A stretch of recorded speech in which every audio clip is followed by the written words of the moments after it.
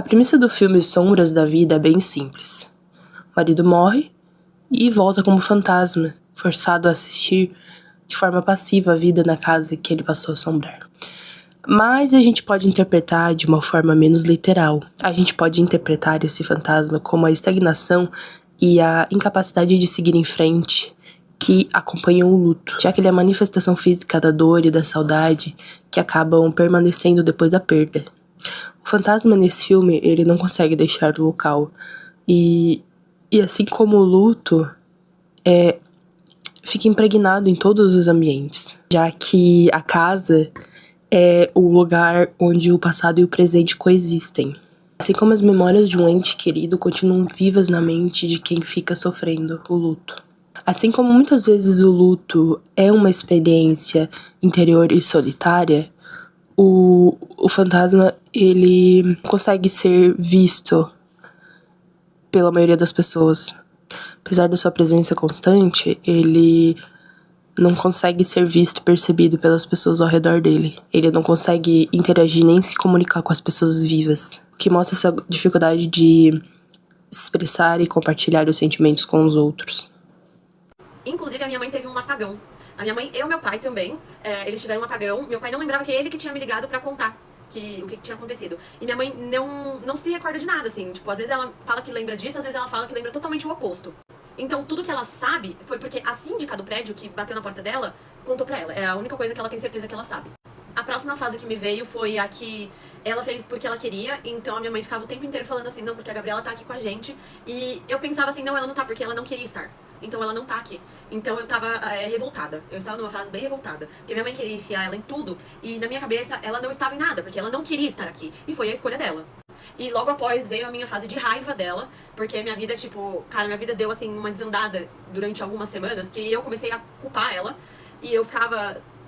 Eu só queria culpar ela, entendeu? Porque eu falava, se isso não tivesse acontecido, eu não estaria passando por isso, eu não teria que ter voltado pra cá.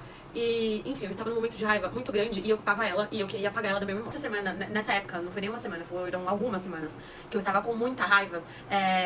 Eu fiquei muito doente, tipo, eu ia pro hospital e eu tinha que ficar com acesso no braço, tinha que tomar injeção. E fazia muito tempo que eu não ia pro hospital e eu briguei com inúmeras pessoas e eu culpava a Gabriela pelo jeito que a minha vida tava indo. Briguei com todo mundo, e aí passou a minha raiva da Gabriela, eu comecei a me culpar por não ter feito mais por ela, porque parecia que eu fazia muito mais pelos outros do que eu fazia por ela, entendeu? E aí isso me desceu uma onda muito forte assim, e eu ficava mal, tipo, eu falava, eu deveria ter feito muito mais por ela, eu deveria ter sido muito mais próxima dela. O luto é uma experiência universal, mas é extremamente pessoal. Ele surge como uma resposta à perda de alguém ou algo muito significativo. E o luto, ele pode desencadear uma série de mudanças físicas e mentais.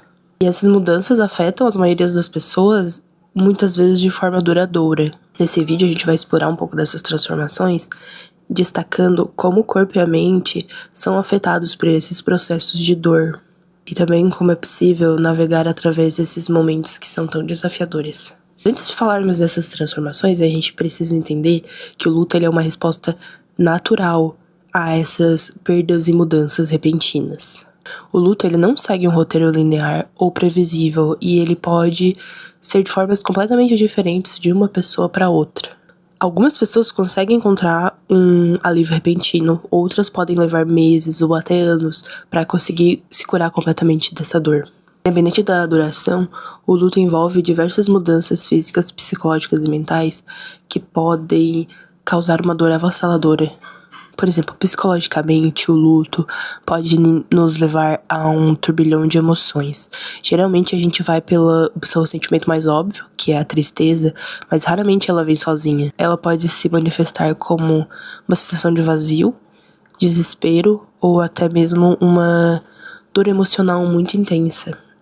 Essa sensação de tristeza, ela pode ter uma sensação prolongada, ou então ela pode vir em ondas inconstantes, geralmente com algum gatilho específico de memória ou algum lugar que você frequentava com a pessoa que faleceu. As pessoas também sentem muita raiva. Pode ser raiva da pessoa que faleceu, pode ser raiva de si mesmo, pode ser raiva do mundo. A culpa também é um sentimento muito comum. Por que eu não aproveitei mais? Por que eu não disse isso? Por que eu não fiz diferente? E esses pensamentos podem ser esmagadores. Muitas vezes o luto também afeta a nossa cognição, então muitas pessoas relatam que têm dificuldade de se concentrar, dificuldade de raciocinar.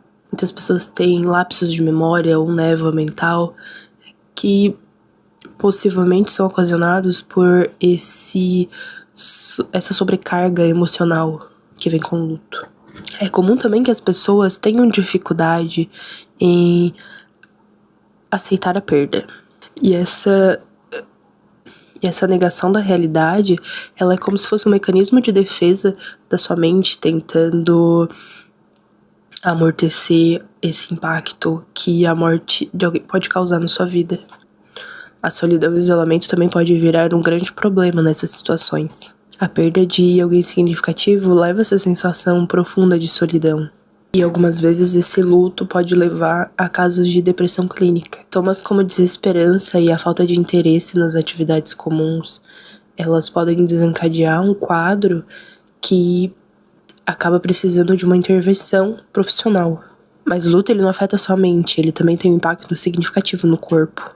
A conexão entre o físico e o emocional é tão forte que muitas vezes esse estresse emocional é tão grande que ele acaba apresentando mudanças físicas também. Primeiro, a fadiga extrema. Essa montanha-russa de emoções, ela acaba levando ao corpo e à mente a um processo de fadiga. Muitas pessoas relatam se sentirem extremamente cansadas mesmo depois de uma noite de sono, por exemplo. Isso ocorre porque o corpo está sob um estresse constante, tentando digerir todas essas emoções e mudanças do luto. Esse processo de dor emocional é extremamente estressante para o nosso corpo físico também. Vai muito, muito além só os sentimentos. A sensação de fraqueza e lentidão acaba atrapalhando até mesmo fazer atividades rotineiras da pessoa. Porque o corpo está priorizando a recuperação emocional, o que acaba deixando de lado outras necessidades. O apetite também pode sofrer alterações por conta do luto. Algumas pessoas perdem interesse pela comida, não conseguem se alimentar, outras podem entrar até em estado de compulsão. Assim como náuseas, dor de estômago, diarreia, constipação, porque o sistema digestivo também ele é altamente influenciável pelo estresse emocional.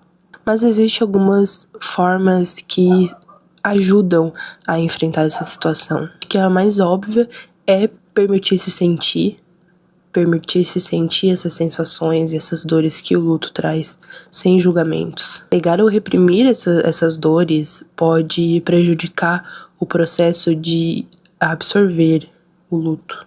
Então, encontrar formas de expressar a dor pode acabar ajudando muito, como pintar ou escrever. São formas terapêuticas de ajudar a processar a dor da perda. Buscar apoio também é muito importante, então conversar com amigos, familiares, ou até mesmo buscar grupos de apoio, onde outras pessoas estão sentindo o mesmo tipo de dor. Esse conforto e compreensão pode ser extremamente reconfortante e ajuda muito no processamento da dor. Mas se o luto estiver atrapalhando significativamente a vida, é importante buscar uma ajuda profissional. A terapia ela pode fornecer ferramentas para ajudar a lidar com essa dor e promover a cura. E lembrando que o luto é um processo único, ele não tem um tempo exato para duração. É importante seguir o próprio ritmo e não ficar se pressionando para seguir em frente logo.